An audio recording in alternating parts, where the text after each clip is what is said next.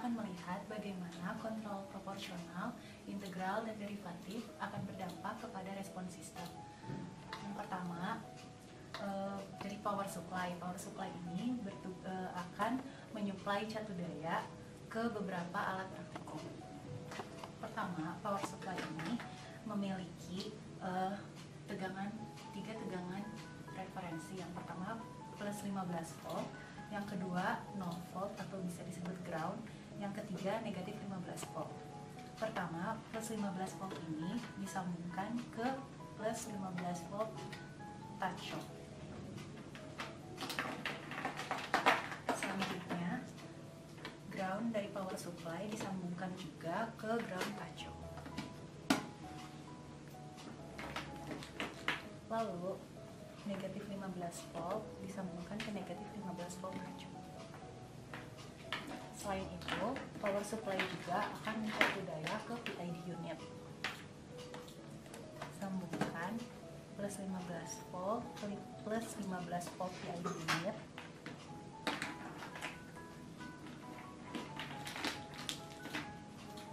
Ground dari power supply ke ground PID unit.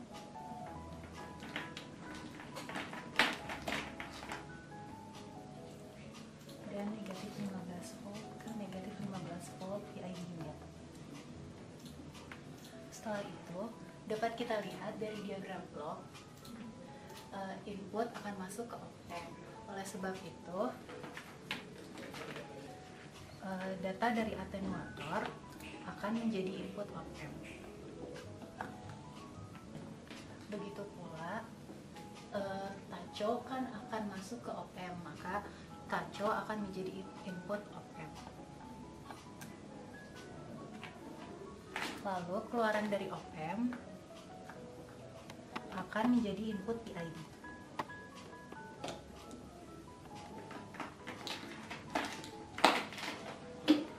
Positif pada atenuator disambungkan ke positif 15 volt power supply.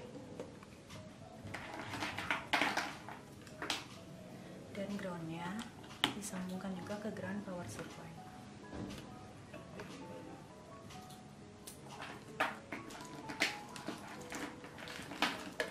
Output dari PID unit akan menjadi input servo amplifier.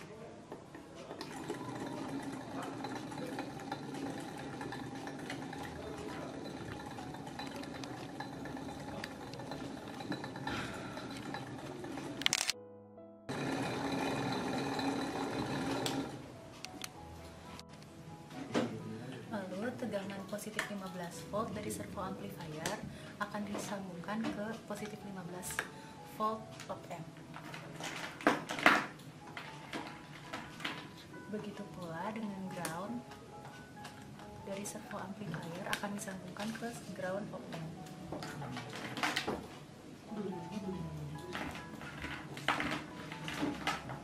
Dan negatif 15 volt dari servo amplifier disambungkan ke negatif 15 volt op-amp. Lalu loading unit ini berfungsi untuk mengerem lajunya kecepatan motor DC. Digunakan seperti ini. Kita nyalakan.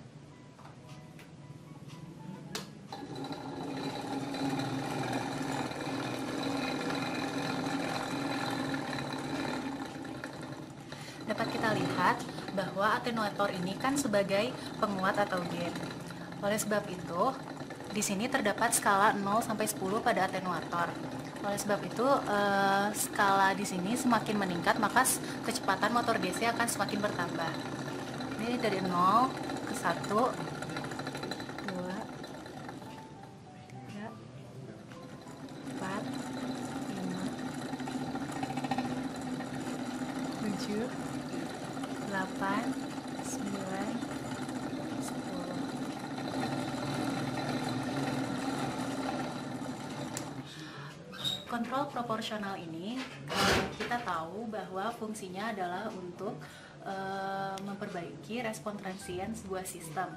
Di antaranya memperbaiki rise time dan settling time. Rise time-nya sendiri akan lebih cepat dan settling time-nya akan lebih lama. kita dapat lihat dengan menggunakan kontrol proporsional.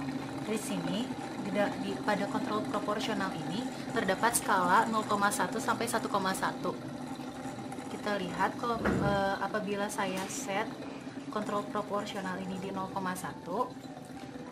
dan menaikkan gain atenuator, maka kecepatan motor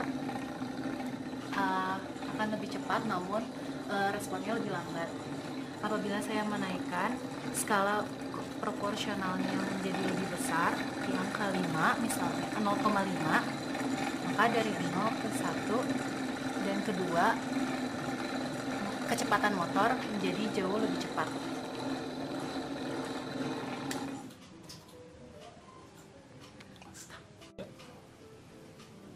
Selanjutnya kita akan mengukur tegangan error pada op-amp dan tegangan output pada tacho generator menggunakan multimeter.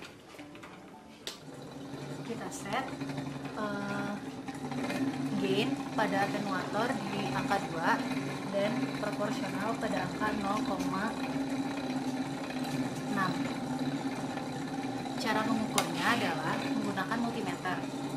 Kita set ke tegangan, lalu untuk mengukur tegangan error pada op-amp, kita masukkan multimeter pada op-amp dan yang positif ke output op-amp dan yang negatif ke ground.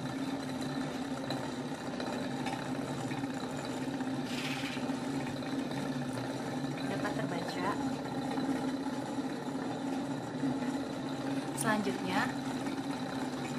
Selanjutnya kita akan mengukur tegangan output pada tacho generator, positifnya ke tacho dan negatifnya ke ground.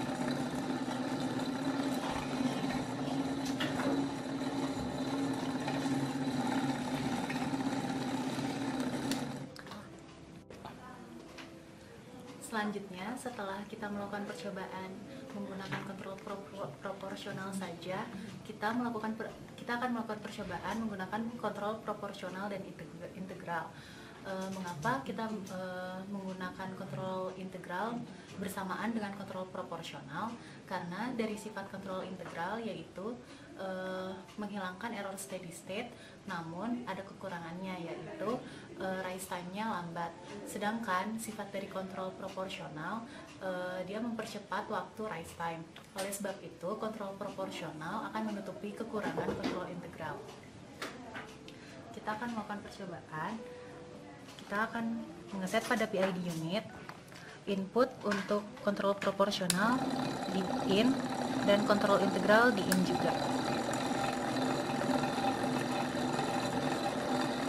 Kita set integral di angka 0,9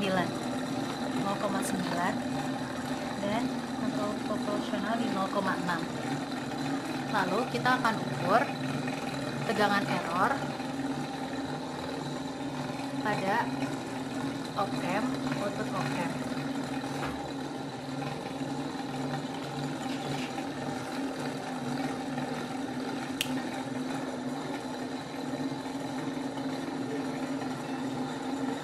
Dapat kita lihat tegangan error menggunakan kontrol proporsional dan integral sangat kecil. Lalu kita akan mengukur tegangan output pada tacho.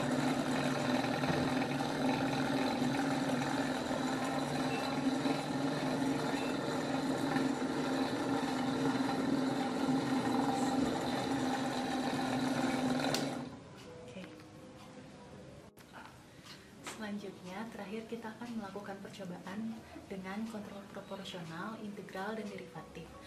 Sama seperti halnya dengan kontrol proporsional dan integral, kontrol proporsional, integral, dan derivatif ini saling menutupi kekurangan satu sama lainnya.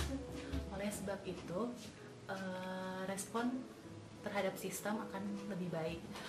Di antaranya, rising time akan jauh lebih cepat, settling time-nya juga akan jauh lebih cepat, error steady state akan semakin kecil, dan osilasi akan teredam.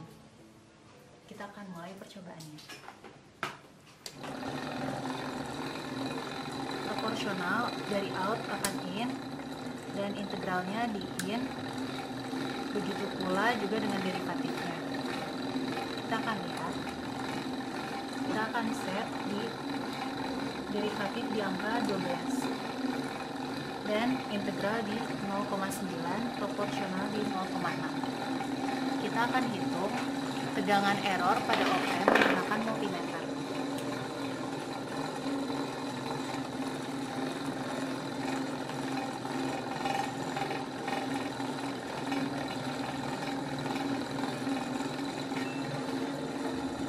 Kita bisa lihat errornya semakin kecil. Lalu kita bisa mengukur tegangan output pada tacho.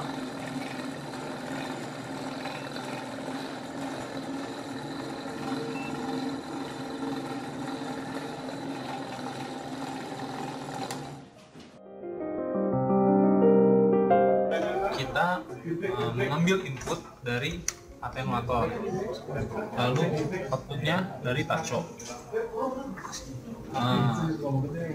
Input dari atenuator ini kita masukkan ke channel. Kita di sini memilih channel 14 dan untuk outputnya kita memilih channel bernomor 3. Lalu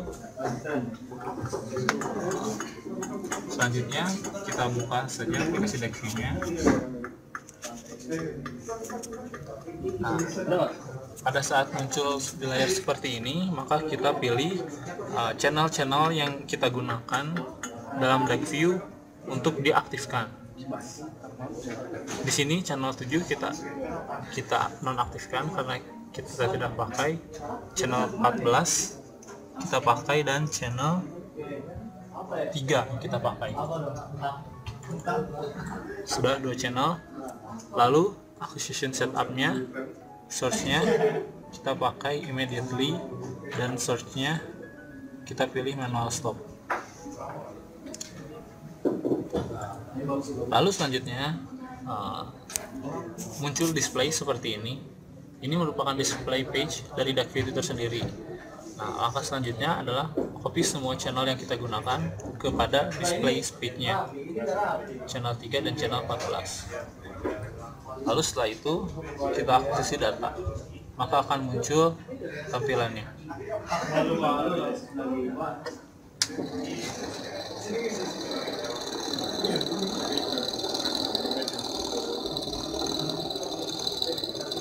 Ya, bisa dilihat ini akuisisi data. Yang hijau merupakan dari inputnya, sedangkan yang merah merupakan output dari tacho itu sendiri.